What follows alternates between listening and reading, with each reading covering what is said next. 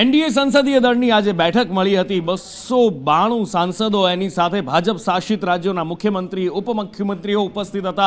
ભૂપેન્દ્ર પટેલ પણ એ બેઠકની અંદર ઉપસ્થિત હતા અને જ્યારે વડાપ્રધાન નરેન્દ્ર મોદી ત્યારે આવ્યા તો સ્ટેન્ડિંગ ઓવેશનથી પહેલા તો એમનું સ્વાગત કરવામાં આવ્યું। પછી એ ચંદ્રબાબુ નાયડુ હોય, નીતિશ કુમાર હોય, અજીત પવાર હોય, એકનાથ શિંદે હોય, ચિરાગ પાસવાન હોય, જીતન રામ માંઝી હોય, બધાએ એક સૂરની અંદર વડાપ્રધાન નરેન્દ્ર મોદીને પોતાના नेता पसंद कर्या। एटले के एनडीए ना नेता वडाप्रधान नरेंद्र मोदी ने पसंद कर्या ने हवे वडाप्रधान त्रीजी वार नरेंद्र मोदी वडाप्रधान पदना शपथ लई अने नेहरूना रेकॉर्डनी बराबरी करवा माटे जई रह्या छे। पण शुं थयुं आ बेठकनी अंदर, कोणे शुं कह्युं, कया शब्दोमां તેમણે नरेंद्र मोदी ने वधाव्या, सौथी पहेला ए जुओ।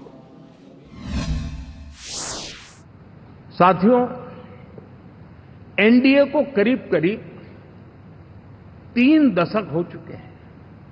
यानी आजादी के 75 साल में 3 दशक एनडीए, ये सामान्य घटना नहीं है जी। विविधता से भरे हुए अपनी लोकतांत्रिक और सामाजिक रचना के बीच में ये 3 दशक की यात्रा एक बहुत बड़ी मजबूती का संदेश देती है। और मैं आज बड़े गर्व के साथ कहता हूं कि किसी एक समय वो था कि संगठन के कार्यकर्ता के रूप में इस अलायंस का हिस्सा था, व्यवस्थाओं से जुड़ा रहता था, और आज सदन में बैठ करके आपके साथ काम करते करते मेरा भी नाता इससे 30 साल का रहा है। और मैं कह सकता हूं, हकीकतों के तथ्यों के आधार पर कह सकता हूं, ये सबसे सफल अलायंस है।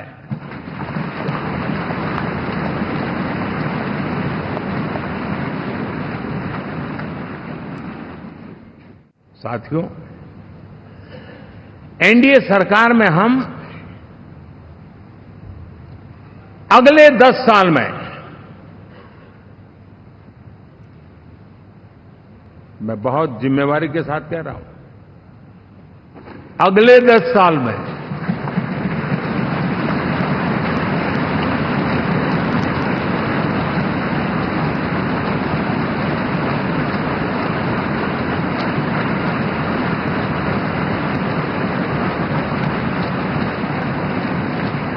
गुड गवर्नेंस, विकास,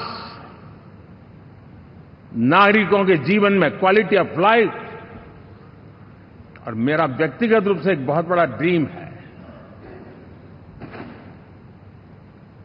मैं लोकतंत्र की समृद्धि को जब सोचता हूं तो मैं चाहता हूं कि सामान्य मानवीय के जीवन में से, और खास करके मध्यम वर्ग, उच्च मध्यम वर्ग, उनके जीवन में से सरकार की दखल जितनी कम हो उतनी लोकतंत्र की मजबूती है। तो एक तरफ ज्यां संसद भवननी अंदर, जूना संसद भवननी अंदर आ बैठक मळी हती अने त्यां अंदर ज्यां वडाप्रधान नरेंद्र मोदीनुं नाम सर्वसम्मतिथी एनडीएना नेता तरीके, एटले के देशना वडाप्रधान तरीके पसंद करी लेवामां आव्युं ने त्यां संसद भवननी बहार ए जश्न देखाई रह्यो हतो। भारतीय जनता पार्टीना कार्यकर्ताओ फटाकड़ा फोड़ी रह्या हता, गुलालनी छोड़ो उछળી रही हती अने ए वखते मारा सहयोगी मनीष पुरोहित पण त्यां उपस्थित हता। त्यारे मारी साथे लाइव जोડાયા છે मनीष। जश्नનો माहोल, वडाप्रधान नरेंद्र मोदी फरी एकवार रेकॉर्डनी बराबरी करवा जई रह्या छे। वडाप्रधान बनीने जवाहरलाल नेहरूना भारतीय जनता पार्टीनी अंदर जबरदस्त आज उत्साहनो माहौल देखायो।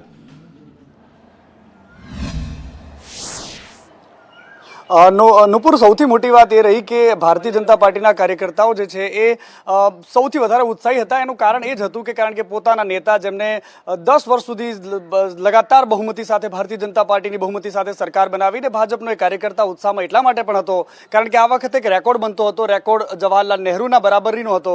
અને એની સાથે સાથે જ્યારે એનડીએની સરકાર બનતી હતી, કારણ કે ભારતીય જનતા પાર્ટી પ્રધાનમંત્રી મોદીના ભાષણમાંથી નુપુર સૌથી ઇન્ટરેસ્ટિંગ વાત જે હતી કે એમના ભાષણમાં સૌથી વધારે મેક્સિમમ મતલબ 20 કરતાં પણ વધારે વખત એનડીએ શબ્દનો ઉપયોગ આપણે સૌએ સાંભળ્યો, પરંતુ એની સાથે સાથે એ પણ સાંભળ્યું કે હવે સૌને સાથે લઈને ચાલવું એકમાત્ર લક્ષ્ય છે. આ એનડીએ ગઠબંધનનો મતલબ છે કે પ્રી પોલ એલાયન્સ જે છે એ સક્સેસ કેવી રીતે થઈ શકે, સફળ કેવી રીતે થઈ શકે, આ એનડીએ કરીને બતાવ્યું છે. એની સાથે સાથે જે મંચ પર બેઠેલા તમામ એ નેતાઓ હતા, એ તમામ નેતાઓની તરફ આંગળી ચીંધતા પ્રધાનમંત્રી મોદીએ કહ્યું હતું કે આ એ તમામ લોકો છે જે વિકાસ પુરુષ તરીકે પોતાની છાપ રાખે છે. અને એ વાત સ્પષ્ટ પણ છે, કારણ કે બિહારમાં ભલે નીતિશ કુમારની રાજકીય પલટુ તરીકેની એક છાપ હોય, પટલી બદલી તરીકેની છાપ હોય, ચંદ્રબાબુ નાયડુ પણ ક્યારેક ભાજપની સાથે હોય, ક્યારેક વિરોધમાં હોય, પરંતુ આ બધાની વચ્ચે જે એક ઇન્ટરેસ્ટિંગ ફેક્ટર એ હતું કે આ તમામ લોકો વિકાસ માટેની હરણફાળમાં સૌથી આગળ ગણાતા ચહેરાઓ પૈકી એક છે આ દેશની રાજનીતિમાં. એ વાત પ્રધાનમંત્રી મોદીએ એમને યાદ કરાવી. એની સાથે સાથે પ્રધાનમંત્રી મોદીએ ભાજપનો માત્ર 2 વાર ઉલ્લેખ કર્યો હતો. એમના પોતાના લગભગ પોણા 2 કલાકના ભાષણમાં ભારતીય જનતા પાર્ટીના માત્ર 2 જ વખત એમના શબ્દો પ્રયોગ કર્યો. અને એની સાથે સાથે એ પણ વાત બહુ ઇન્ટરેસ્ટિંગ રહી નુપુર, કે આજે જે દિલ્હીમાં જે રાજનીતિક પારો હતો, ભારતીય જનતા પાર્ટીના અનેક નેતાઓને અમે મળ્યા છીએ, અનેક કાર્યકર્તાઓને અમે મળ્યા છીએ, મોટા મોટા નેતાઓ કે જેમના મંત્રીપદના દાવેદાર છે, એમની સાથે મેં વાતચીત કરવાની કોશિશ કરી છે.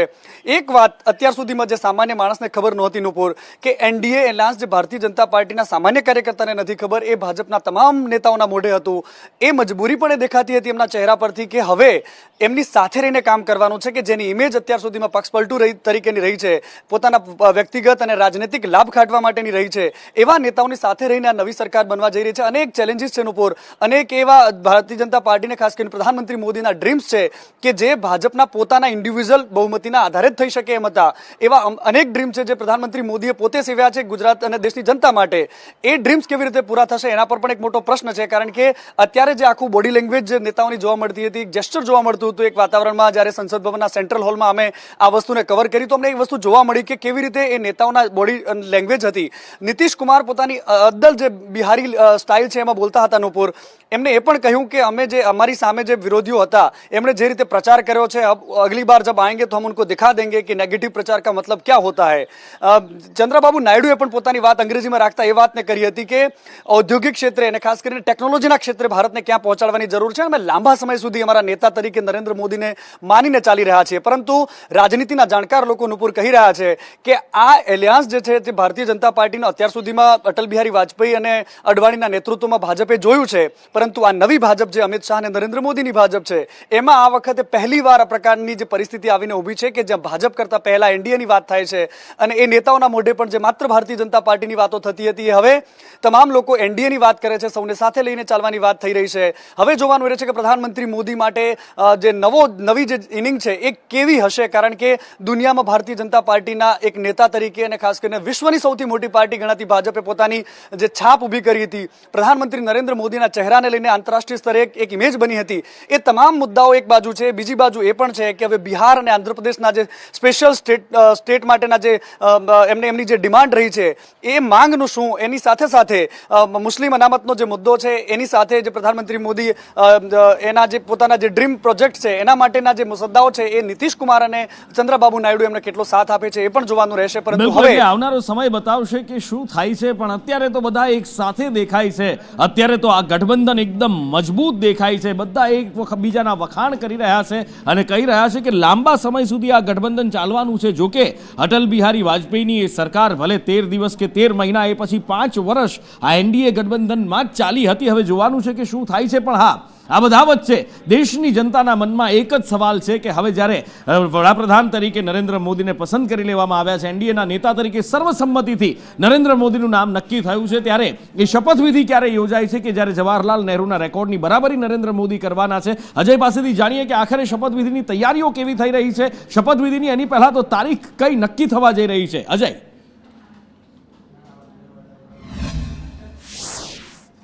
देखिए, निश्चित तौर पे जो रस्मी प्रक्रियाएं होती है किसी सरकार को बनाने को लेकर के, वो करीब सभी जो रस्मी प्रक्रिया है वो पूरी हो चुकी है. बस शपथ ग्रहण बाकी है.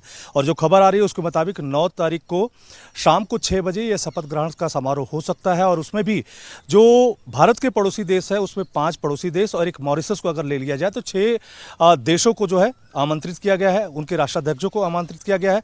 और इसके अलावा भव्य तरीके से इस पूरे शपथ ग्रहण समारोह को आयोजित करने की भारतीय जनता पार्टी पार्टी कोशिश कर रही है, एनडीए कोशिश कर रही है।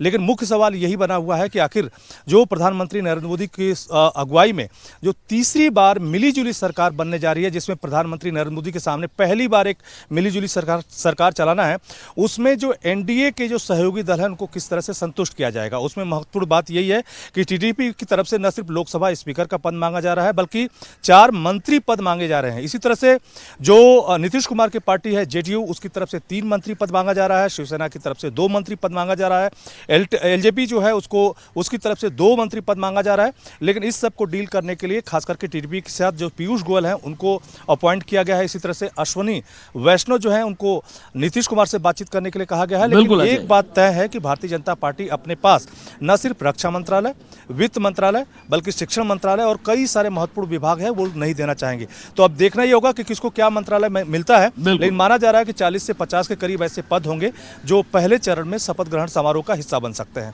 બિલકુલ. અને હવે વાત કરવી છે રાજકોટ અગ્નિકાંડ અને એની અંદર સંડોવાયેલા અધિકારીઓ કે જેમની પાસે અપ્રમાણસર મિલકત મળી આવી છે, હજારોનો પગાર પણ લાખો કરોડોની સંપત્તિ, અને એ જ ફાયર ઓફિસર ઠેબા ઉપર અત્યારે પ્રેસ કોન્ફરન્સ થઈ રહી છે.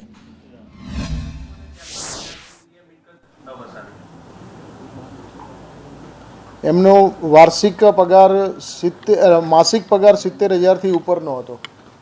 ભાજપના સાંસદ રામ મોકરિયાએ પણ આમના ઉપર આરોપ મૂક્યા હતા. એ દિશામાં કોઈ તપાસ ચાલુ કરી છે કે નથી?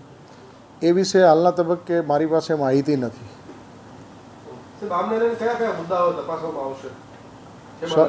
સોરી, ખેબાને લઈને કયા કયા મુદ્દાઓ ઉપર એસીબી તપાસ કરશે હવે આગળ? ખેબાની જે પોતાની જે મેન્યુઅલમાં કાર્યવાહી કરવાની આવતી હતી તે સંબંધે તેઓએ શું કર્યું છે અને શું નથી કર્યું, અને સત્તા મર્યાદા બહાર જઈ અને તેઓએ શું હુકમો કર્યા છે તે અંગેની કાયદેસરની તપાસ કરવામાં આવશે.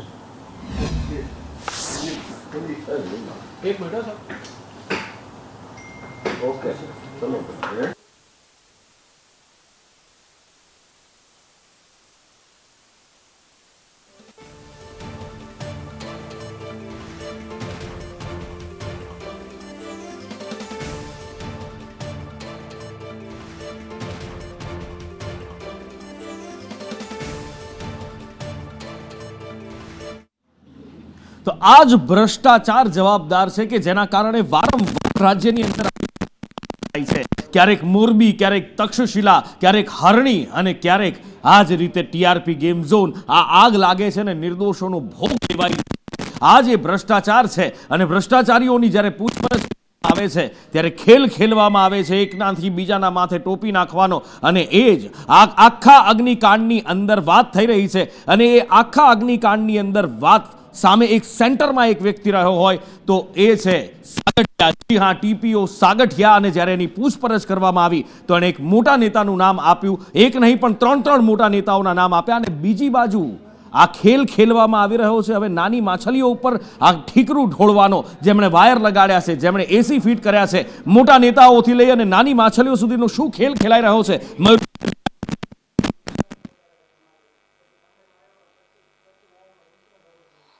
બિલકુલ જે પ્રકારે તપાસ કમિટીની તપાસ ચાલી રહી છે કે પછી રાજકોટ પોલીસની તપાસ ચાલી રહી છે, રાજકોટના લોકોને પીડિતોને સ્પષ્ટ રૂપથી લાગી રહ્યું છે કે આ એક નાટક કમિટી છે અને નાટક કમિટી પોતાનું નાટક તપાસના રૂપની અંદર પૂર્ણ કરી રહી છે.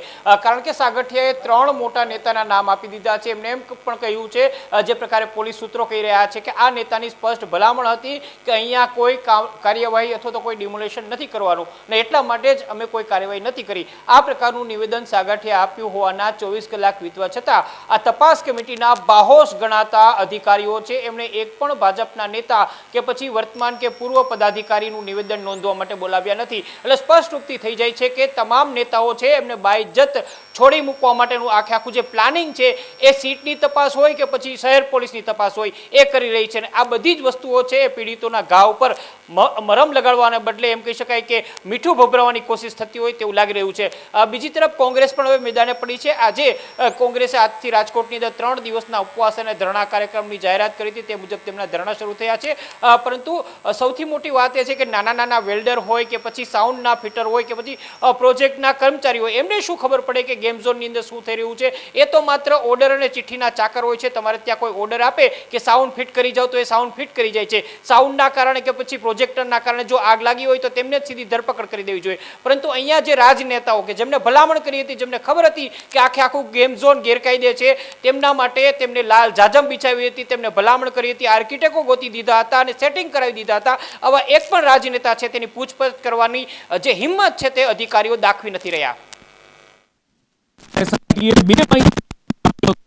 દિવસમાં રિપોર્ટની વાત કરી હતી, લોકોનો જુવાળ, લોકોનો આક્રોશ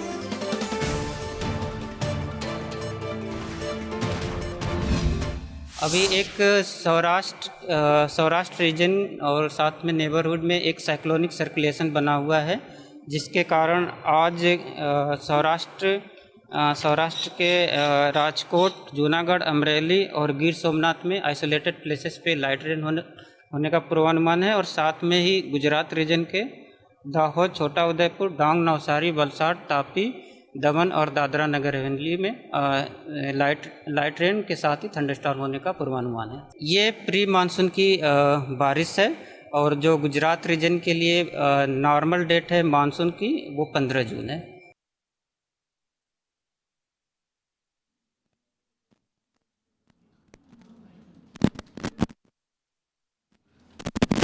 હવામાન વિભાગનું કહેવું છે કે હવે ગરમીથી રાહત મળવાને જાજી વાર નથી. પ્રી મોન્સૂન એક્ટિવિટી શરૂ થઈ ગઈ છે, સાયક્લોનિક સર્ક્યુલેશન એક્ટિવ થઈ ગયું છે ને એના કારણે વરસાદની શરૂઆત થશે. ને આ બધા વચ્ચે સારા વરસાદની આગાહી હવામાન શાસ્ત્રીઓ દ્વારા કરવામાં આવી રહી છે. સાથે શાસ્ત્રી દિવ્યદર્શન પુરોહિત કહી રહ્યા છે કે ગુજરાતમાં 21 જૂનની આજુબાજુ ચોમાસું બેસવાનું છે અને ચોમાસું જબરજસ્ત અને લાંબુ રહેવાનું છે.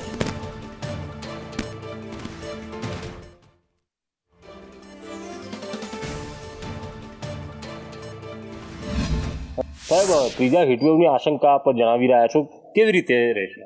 બિલકુલ, કેમ કે અરબ સમુદ્ર સખત ગરમ થઈ રહ્યો છે. અત્યારની વાત કરીએ તો પર્ટિક્યુલર આજના દિવસે 32 થી 33 ડિગ્રી તાપમાન છે, એટલે હીટવેવની સંભાવના છે અને સાયક્લોનની સંભાવના પણ રહેલી છે. જો લો પ્રેશર જનરેટ થઈ જાય તો સાયક્લોન ક્રિએટ થઈ શકે અને અત્યારે ગાળો પણ છે સાયક્લોન અને હીટવેવ ત્રીજું આવવાની સંભાવના મને નેક્સ્ટ વીકમાં લાગી રહી છે. મને એવું લાગે છે એ પ્રમાણે 15 જૂન પછી વાદળ દેખાવાનું શરૂ થશે અને 21મી જૂનની આસપાસ ઓફિશિયલી વરસાદ બેસી જવો જોઈએ ગુજરાતની વાત કરીએ તો. અને કેવો પડશે વરસાદ?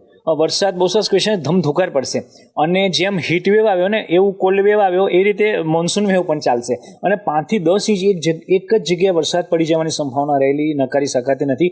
ફ્લડ આવવાની સંભાવના પણ નકારી શકાતી નથી અને ધોધમાર વરસાદ, વિન્ડ ગસ્ટ સાથે વરસાદ, વાવાઝોડા સાથે વરસાદ, ગાજવીજ સાથે વરસાદ પડવાની પણ ઘણી જગ્યાએ ગુજરાતમાં સંભાવના રહેલી છે.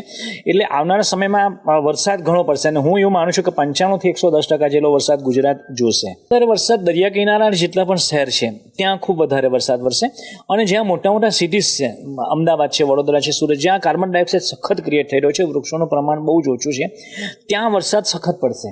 એટલે એવી સંભાવના અત્યારે લાગી રહી છે કે ત્યાં વરસાદ લગભગ 10 થી 12 થી 15 ઇંચ સુધીનો વરસાદ એક દિવસમાં પડી શકવાની સંભાવના લાગી રહી છે. કેમેરા પર્સન નિકેશ વડન સાથે કુણાલ શર્મા, સંદેશ ન્યૂઝ, વડોદરા. રાજકોટ અગ્નિકાંડ થયા પછી ઠેર ઠેર દરેક મહાનગરપાલિકા હોય, નગરપાલિકા, જિલ્લા પંચાયત, તાલુકા પંચાયત બધા જ લાગી ગયા છે કાર્યવાહી બતાવવા માટે, કાર્યવાહી કરવા માટે. પણ આ બધા વચ્ચે અમદાવાદની અંદર એ મેળો ધમધમી રહ્યો હતો જે રિવરફ્રન્ટ ઉપર મૂકવામાં આવ્યો હતો, રિવરફ્રન્ટ પર લગાવવામાં આવેલો મેળો ધમધમી રહ્યો હતો અને પછી હવે આજે છે કાર્યવાહી કરવામાં આવી છે. પણ એ મેળાના સંચાલકનું એવું કહેવું છે કે અમારી પાસે બધા જ લાયસન્સ છે, અમારી પાસે બધી જ પરવાનગી છે, તો પછી મેળો કેમ બંધ કરવામાં આવ્યો? સાથે પોતાને થતા નુકસાનીને લઈને પણ તેઓ વાત કરી રહ્યા છે. ભાઈ અમને કોઈ લેખિત તો અરજી અમને કોઈ નોટિસ આપી નથી, કે લેખિત કોઈ સૂચના આપી નથી. રિવરફ્રન્ટને આને કોઈ લેવા દેવા નથી. અમે પૂરતા કાગળિયા છીએ, અમારે ફાયર, ફિટનેસ, ઇલેક્ટ્રિક અને એ સિવાય બી 27 તારીખે આ બનાવ પછી પણ આ લોકો જો રીચેકિંગમાં આવ્યા એ પણ કોઈ કેરી કાઢી શક્યા નથી કે ભાઈ તમારી કોઈ કમી હોય. અમારું રોજનું જે 3-3.5 લાખનું નુકસાન છે એ કોણ ભોગવશે? શું રિવરફ્રન્ટ ભોગવવા માટે તૈયાર છે? શું અમને આ જગ્યાના રિફંડ આપશે? આજે અમને એમને નોટિસ કે હુકમથી નોટિસ મારી, નોટિસમાં કોના કહેવાથી કે કોના હુકમથી તમે નોટિસ મારી છે એ કોઈ સિગ્નેચર નથી. અધિકારીઓ પોતાનું આઈડી પ્રૂફ બતાવવા માટે તૈયાર નથી. હાઈકોર્ટમાં જે 10 તારીખે બધાને બોલાયા છે, હવે હાઈકોર્ટ જે ફેસલો કરે ખરો.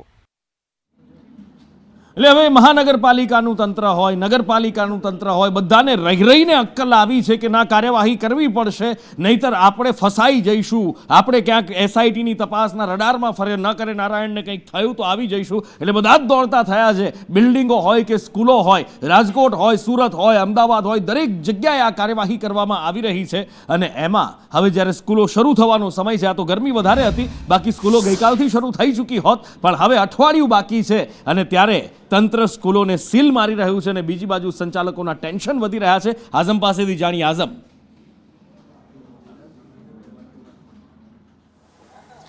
નુપુર, આખા રાજ્યની આપણે વાત કરીએ તો અંદાજે 13 જૂનની આસપાસ આ તમામ સ્કૂલો ખુલવાની હવે રેસમાં છે. અને ત્યારે જ હવે આપણે જોઈ રહ્યા છીએ કે અલગ અલગ શહેરોની અંદર ફાયર એનઓસી અથવા તો બીયુસી ના હોવાના કારણસર શાળાઓને સીલ મારવામાં આવી રહ્યા છે. રાજકોટ મહાનગરપાલિકાએ તો 100થી વધુ જેટલી શાળાઓને સીલ પણ મારી દીધું છે, જ્યારે કે ત્યાંના ખાનગી સંચાલકો જે છે, શાળા સંચાલક મંડળ છે, તેમને પણ સરકારને રજૂઆત કરી કે આમાં મધ્યસ્થી કરવી જોઈએ, કારણ કે સમયાંતરે સ્કૂલ નહીં ખુલશે તો પછી ભણતરમાં પણ મોડું થશે, એવી રજૂઆત કરવામાં આવી છે. બીજા સુરતની વાત કરીએ તો સુરત જિલ્લાની અંદર અંદાજિત 250થી વધુ શાળાઓને સીલ કરી દેવામાં આવી છે. સુરતના અંદર પણ એ જ પરિસ્થિતિ જોવા મળી છે. કેટલી જગ્યાએ કે ગેરકાયદેસર ડોમ બની ગયા છે, તો કેટલી જગ્યાએ ઇલેક્ટ્રિસિટીના જે વાયર હોય છે, વાયરિંગ હોય છે, તેના અંદર ખામી દર્શાય છે, તો કેટલાકના અંદર ફાયર એનઓસી બીયુસી ના હોવાના કારણે સીલ મારી દેવામાં આવી છે. સુરતના શાળા સંચાલકો પણ પોતાની નારાજગી વ્યક્ત કરતા સાથે જણાવી છે કે સરકારે આમાં મધ્યસ્થી કરવી જોઈએ, પરંતુ તમામ શાળા સંચાલકોએ એ યાદ રાખવાનું છે કે આ સીલ કરવાની જે પ્રક્રિયા કરવામાં આવી છે, નુપોરી હાઈકોર્ટના આદેશ બાદ તંત્ર એક્શનમાં આવ્યું છે. અને એ જ તરફ હવે એ જ શાળા સંચાલકો જીવના જોખમે શાળા ચાલુ કરવામાં આવે તેવી સરકારની માંગ પણ કરી રહ્યા છે. જી, અને આગળ વાત કરવી છે હવે ગેનીબેન અને એમણે આપેલા નિવેદન. આમ તો ગુજરાતની અંદર હેટ્રિક અટકાવી છે ભારતીય જનતા પાર્ટીની અને ગેનીબેન આખા દેશની અંદર છવાઈ ગયા છે, નામ ચર્ચાઈ રહ્યું છે. પણ જ્યારે જીત પછી ગેનીબેને નિવેદન આપ્યું અને જે વાત કહી એણે કોંગ્રેસના હોશ ઉડાડી દીધા છે. કારણ કે ગેનીબેને કહ્યું હતું કે કોંગ્રેસના માત્ર ઉમેદવાર લડે છે, ઉમેદવાર લડે છે અને ઉમેદવાર પોતાના જોરે જીતે છે. જ્યારે પાર્ટી લડતી થશે ત્યારે કોંગ્રેસનો ફરી એકવાર ઉદય થશે. અને ગેનીબેનના નિવેદન પછી ગુજરાત કોંગ્રેસની અંદર હડકંપ મચી ગયો છે, કારણ કે શીર્ષસ્થ નેતૃત્વથી લઈ કાર્યકર્તાઓ દરેક બાબત, દરેક જગ્યાએ, દરેકના મોઢે ગેનીબેનના આ નિવેદનની ચર્ચા છે. ગેનીબેનનું આ નિવેદન આખરે ઘણું બધું સૂચવી જાય છે, કારણ કે આ વખતે કોંગ્રેસ આ ચૂંટણીની અંદર મજબૂત જોવા મળી હતી, પણ ટિકિટ વહેંચણીથી લઈ અને આંતરિક કકળાટ સુધી પાછલી ચૂંટણીઓની અંદર જે જોયું છે, કદાચ એના જ કારણે કોંગ્રેસનો આ રકાસ થયો છે. પણ આ વખતે પણ ગેનીબેને કહ્યું છે કે પોતાના દમ પર જીત્યા છે અને આપણે જોયું પણ છે, કારણ કે એમની પાસે ના ફંડિંગ હતું, ના પાર્ટી તરફ બેકઅપ હતું. ગેનીબેન બધે જ પોતાની રીતે જોવા મળ્યા હતા અને આ બાબતે નારાજગી પણ પક્ષમાંથી વ્યક્ત કરવામાં આવી છે. બનાસકાંઠા કોંગ્રેસના જિલ્લા પ્રમુખ છે ભરતસિંહ વાઘેલા, એમના દ્વારા પણ નારાજગી વ્યક્ત કરવામાં આવી છે. ફોનલાઈન પર ભરતસિંહ અમારી સાથે જોડાયેલા છે. ભરતસિંહ સાથે વાત કરીએ. ભરતસિંહ, ગેનીબેને જે કહ્યું એમાં શું કંઈ ખોટું આપને લાગ્યું? ભરતસિંહનો ફોન કટ થઈ ગયો છે. કદાચ ભરતસિંહ જવાબ આપી શકે એમ નથી કે પછી ખરેખર ટેકનિકલી કટ થઈ ગયો છે, એ તો હવે ખ્યાલ નથી. પણ હવે ભરતસિંહ અત્યારે આપણી સાથે જોડાયેલા નથી. ફરીથી અમે પ્રયત્ન કરી રહ્યા છીએ કે ભરતસિંહને ફોન લાગે અને એમની સાથેથી અમે વાત કરી શકીએ. પણ ખેર, હવે એમનો ફોન વ્યસ્ત આવી રહ્યો છે, ફોન નથી લાગી રહ્યો. પણ ગેનીબેનના જે આ આરોપો હતા અથવા તો ગેનીબેને જે અંદરની વાત કહી હતી એના ઉપર એવું લાગે છે કે કોંગ્રેસે ખરેખર મંથન કરવાની જરૂરિયાત તો છે.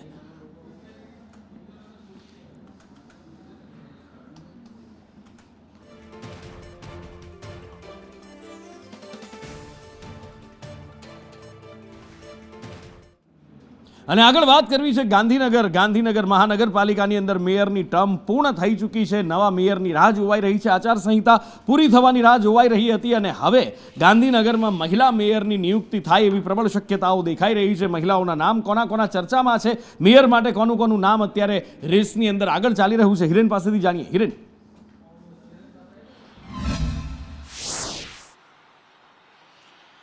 ગત એપ્રિલ મહિનાની અંદર ગાંધીનગર કોર્પોરેશનમાં mayor, deputy mayor, standing committee અને બોડીની જે 2.5 વર્ષનું ટર્મ છે એ પૂર્ણ થઈ ચૂકી હતી. જો કે આચારસંહિતા હોવાના કારણે મેયર અને ડેપ્યુટી મેયરની ટર્મ છે તે લંબાવવામાં આવી હતી. આખરે 10 જૂને ગાંધીનગર કોર્પોરેશનની સામાન્ય સભા મળશે અને નવા મેયર ડેપ્યુટી મેયરના નામોની પસંદગી થશે, જાહેરાત કરવામાં આવશે. એ પહેલા આજે ગાંધીનગરમાં ભાજપ કાર્યાલય ખાતે સેન્સ લેવાની પ્રક્રિયા છે તે શરૂ થઈ હતી. જે દાવેદારો છે એમણે પોતપોતાના બાયોડેટા સાથે પાર્ટી હાઈકમાન્ડને પોતાની જરૂરિયાત અથવા તો જે ઈચ્છા છે એ પ્રકારના પોસ્ટ માટેની દાવેદારી કરી હતી.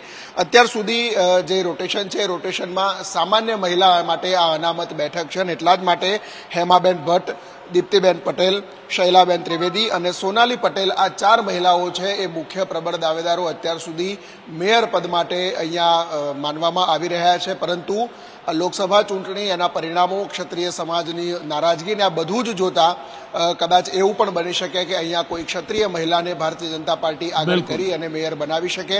જો ક્ષત્રિય અથવા તો બ્રાહ્મણને મેયર અહીંયા બનાવવામાં આવે છે તો ડેપ્યુટી મેયર અને સ્ટેન્ડિંગ કમિટીમાં પાટીદાર અને ઓબીસીને સમાવેશ કરવામાં આવશે. હવે ગુજરાતના કાળી બાજુ, વિકસિત ગુજરાત કહેવાય છે ને, આપણું તો વિકસિત રાજ્ય છે, દેશ દુનિયામાં આના ઉદાહરણ આપવામાં આવે છે ગુજરાતના, પણ એ વિકસિત ગુજરાતની એક કાળી બાજુ તમને બતાવવી છે કે જ્યાં ઘરે ઘરે નળથી જળ આવતું હોવાના દાવા કરાય છે અને એ જ રાજ્યની રાજધાનીની અંદર, રાજધાની જિલ્લાની અંદર, ગાંધીનગર જિલ્લાની અંદર કોલેરા કહેર મચાવી રહ્યો છે. 4 એવા પ્રાંત છે કે જ્યાં કોલેરા કહેર મચાવે છે. પાણીના સેમ્પલ ફેલ જઈ રહ્યા છે, ટેન્કરોથી પાણી આપવામાં આવી રહ્યું છે, બોર બંધ કરવાની વાત કરવામાં આવી રહી છે. ખરેખર શું આ વિકસિત ગુજરાત છે? જો નલથી જલ આવતું હોય તો પછી આ પાણીજન્ય કોલેરા કેમ કહેર મચાવી રહ્યો છે? કેમ લોકોના જીવ લેવા માટે આમાદા થયો છે? સવાલ થવો સ્વાભાવિક છે. 8 દિન સુધીમાં ટોટલ દહેગામની અંદર 8 કેસો પોઝિટિવ આવ્યા હતા. એમાંથી 7ને રજા આપી દીધી છે, હવે સ્ટેબલ છે, કોઈ તકલીફ નથી. એક કેસ અત્યારે છે જેને પણ લગભગ આજે સાંજ સુધીમાં રજા આપી દેવામાં આવશે. ખાસ કરીને જે નગરપાલિકા પાણીની લાઈન મારફત જે આપે છે એમાં એસટી બસ સ્ટેન્ડની બાજુનો જે ખાડા વિસ્તાર છે એ ખાડા વિસ્તારમાં આ કેસો બન્યા હતા અને નગરપાલિકાએ ખૂબ સારી કામગીરી કરી અને પાણીની પાઇપલાઇનનો પહેલાં તો બંધ કરી અને ટેન્કરથી પાણી આપવાનું શરૂ કર્યું, જેના કારણે ત્યાં અટકી ગયું છે. અને હાલની અંદર લગભગ બધી જગ્યાએ નવી પાઇપલાઇન નખાવવાનું કામ શરૂ છે. કેટલી જગ્યાએ પાઇપલાઇન નખાઈ ગઈ છે અને વિધિન 2-3 ડેઝમાં તમામ નવી પાઇપલાઇન નખાઈ જશે.